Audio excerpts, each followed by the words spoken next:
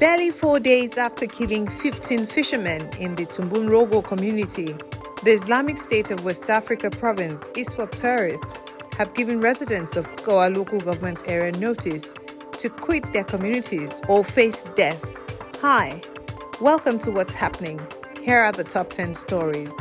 The People's Democratic Party (PDP) presidential candidate in the 2023 election, Atiku Abubakar, Friday called for a political solution to the continued detention of Nnamdi Kanu, leader of the proscribed indigenous people of Biafra, IPOB. The call came after the killing of soldiers in Abia State during Thursday's sit-at-home declared by IPOB across the southeast. Condemning the killing, the former vice president stated that exploring a political solution for Kanu, who is facing treason charges, will help calm the tension in the region. Meanwhile, the Abia State Governor, Dr. Alex Otti, is in a closed-door meeting with all security chiefs and other members of the Security Advisory Council in Abia State. Although the details of the meeting are still sketchy, it may not be unconnected to the reported killing of 5 soldiers by gunmen while ensuring peace and protecting citizens. At number 2, barely 4 days after killing 15 fishermen in the Tumbunrogo community, the Islamic State of West Africa province, ISWAP terrorists, have given residents of Kukawa local government area notice to quit their communities or face death from the terror group.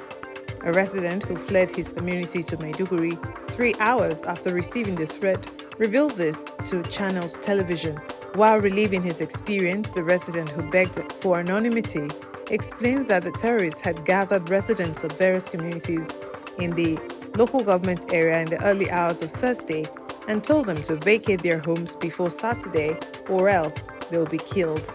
According to him, immediately after they received the threat from the terrorists, residents started vacating their communities, some to cross Kawa, while others left for Monguno. At number 3, the Niger State Command of the Niger Security and Civil Defense Corps, NSCDC, has apprehended 2 heavy-duty trucks transporting vandalized railway sleepers and tracks valued at millions of naira. The state commandant, Joachim Okafor, stated he explained that the command's anti-vandal squad, who were working on intelligence, made the seizure along the Mokwa Road in Niger State. He added that the command is acting on the marching orders of the Commandant General Ahmed Abubakar Audi's directive that commands should intensify surveillance and security watch all over critical national assets and infrastructure across the country. He revealed that the case is currently under investigation, and if the owners of the 2 trailers refuse to show up, they will be confiscated in court.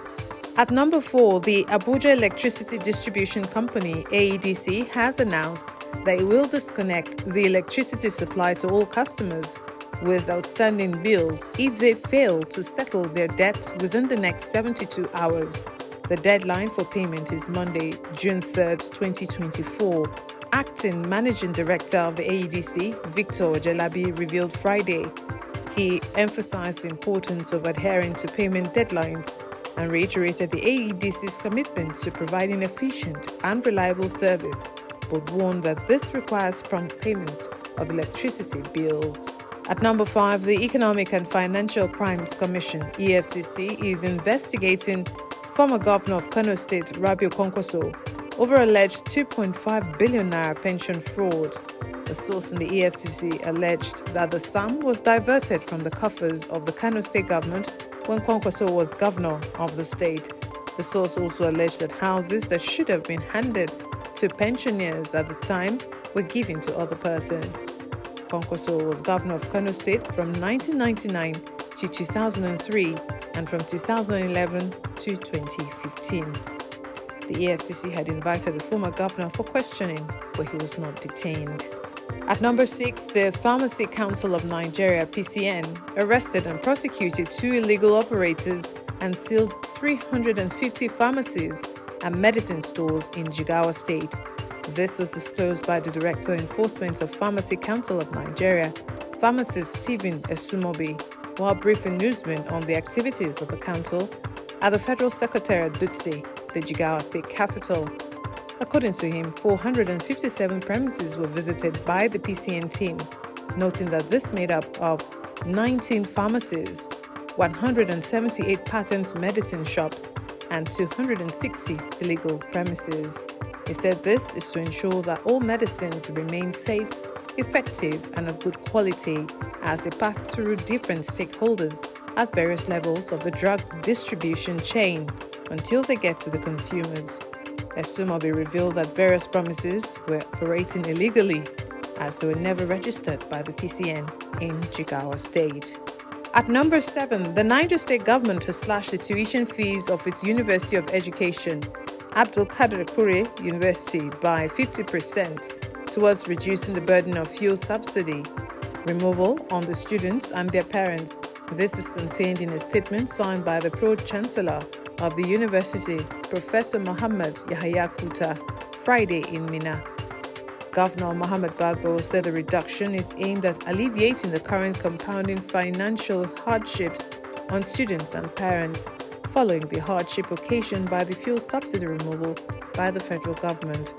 While congratulating the students, parents, and the people of the state on this development, the governor hoped that the beneficiaries and entire people of the state would lend their support to the government to enable it to succeed. And at number 8, a federal high court in Abuja Friday granted Chioma Okoli a 5 million naira bail with 2 sureties of the same amount following charges related to her online remarks about Erisco Foods Limited's tomato paste, which police say contravened the Cybercrime Act of 2015. She was brought before the court by the Inspector General of Police and indicted on 2 cybercrime counts. Chioma Okoli entered a plea of not guilty to both charges. And at number 9, the Electoral Commission of South Africa has apologized for the glitch on its results viewing portal. The results page had gone blank early Friday morning, but was later restored after roughly 2 hours. At the time of the glitch, the IEC said local offices continued to capture results while its technicians were working on restoring services. The Commission did not state a reason for the disruption, but assured that results have not been compromised.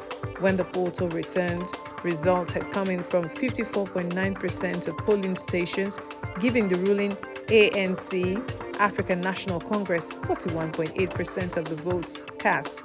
The Democratic Alliance had 23.67%, while the Economic Freedom Fighters, EFF, secured 19.98%. And at number 10, Uruguayan attacker Edinson Cavani announced Thursday the end of his international career at the age of 37. Known as El Matador, Cavani is Uruguay's second all-time leading scorer and third most capped player, with 58 goals in 136 appearances. Cavani made his debut for Uruguay in 2008 and represented his country at 4 World Cups, the first of which in 2010 he reached the semi-finals and was voted the tournament's best player. His crowning glory in sky blue, however, was in the 2011 Copa America triumph in neighboring Argentina. Formerly of Napoli, Paris Saint-Germain, and Manchester United, Cavani currently plays for Argentinian club Boca Juniors. And that's it on what's happening. Thanks for watching.